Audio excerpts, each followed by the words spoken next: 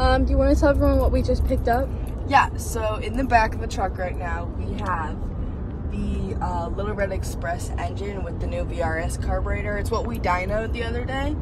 We are going to a drag race and car show kind of thing tomorrow, where we were invited to the pit and some of the guys wanted to see the new VRS.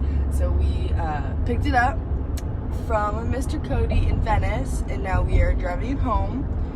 And I'm driving safe, don't worry, y'all. Do you want to tell everyone what you're doing? I'm not. We're saving a engine at the moment. Yes. Florida weather. It just rained.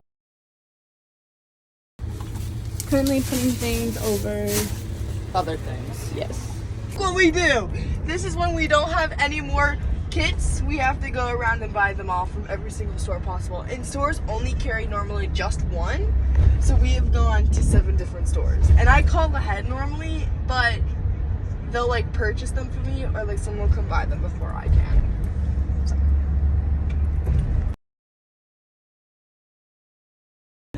Alright, let me drive. I'll talk to y'all later. Mwah, mwah, mwah.